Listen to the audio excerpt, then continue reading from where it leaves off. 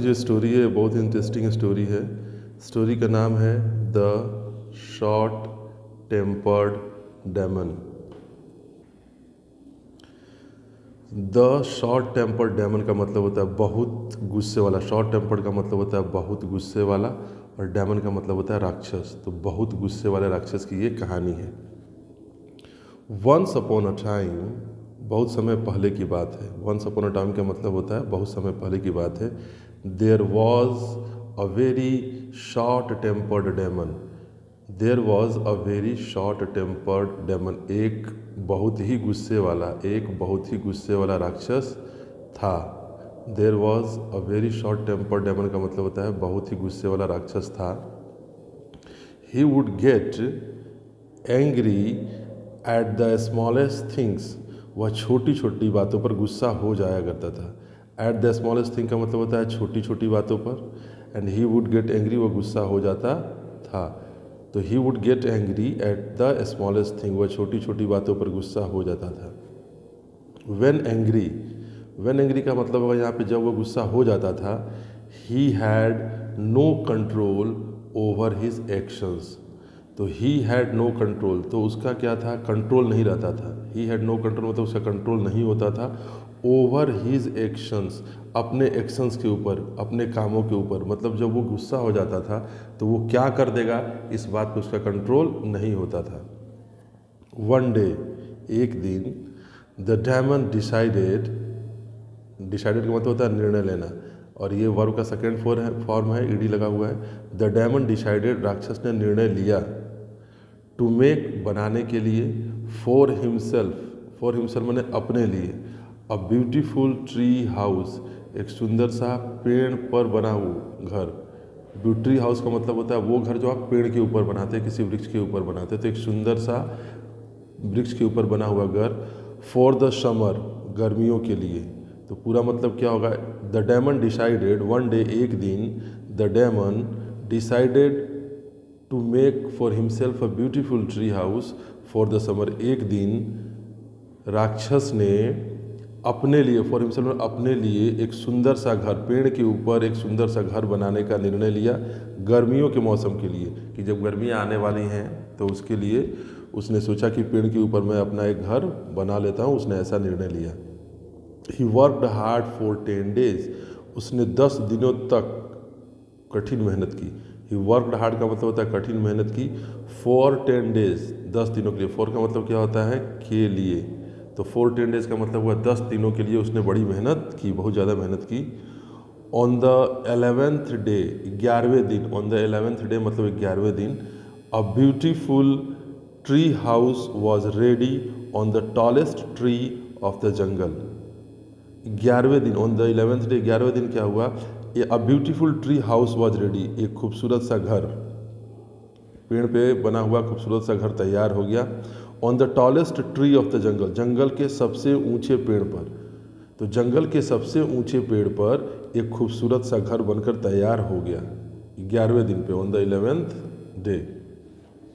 Just, जैसे ही, when the demon was giving it the final touches, जैसे ही, व्हेन द डेमन, जब राक्षस, वॉज गिविंग इट, इसको दे रहा था, क्या दे रहा था, the final touch. Final touch का मतलब क्या होता है, फाइनल टच का मतलब होता है जब किसी काम को आपने किया और जो छोटी छोटी थोड़ी मोड़ी चीज़ें बची रहती है, जब आप उसको पूरा कर रहे हो तो इसका मतलब है कि आप फाइनल टच दे रहे हो अपने काम को।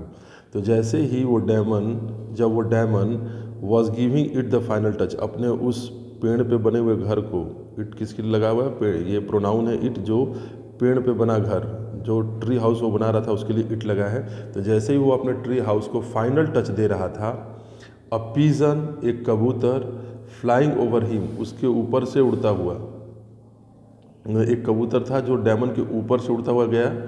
Dropped a worm on his shoulders. तो यहाँ वर्म का मतलब क्या होगा, वर्म का मतलब होता है कीड़ा। ड्रॉप का मतलब होता है गिरा देना, ड्रॉप का मतलब होता है गिराना, और ये वर्ब का सेकेंड फॉर्म है ड्रॉप्ड, गिरा दिया। ऑन हिज शोल्डर्स, उसके कंधों पे।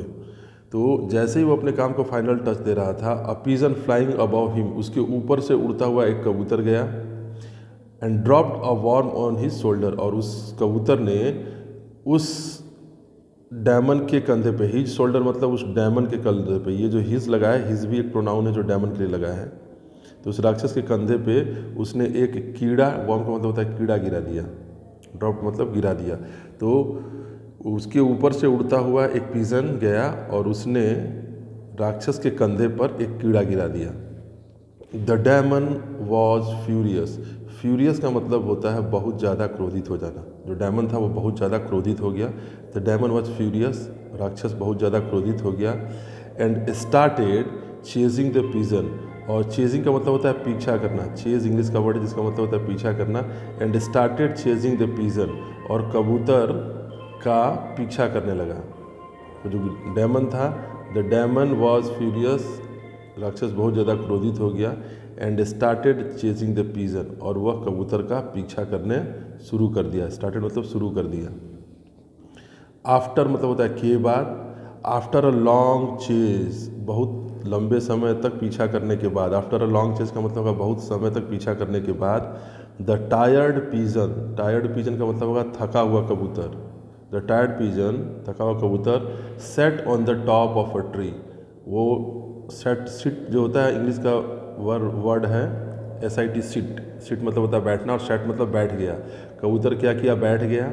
On the top of a tree,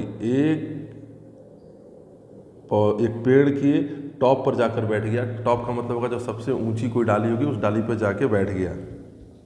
after a long chase, बहुत लंबे समय तक, बहुत देर तक पीछा करने के बाद थका हुआ कबूतर एक पेड़ के टॉप पर जाकर बैठ गया, सबसे ऊंची डाली पर जाकर बैठ गया।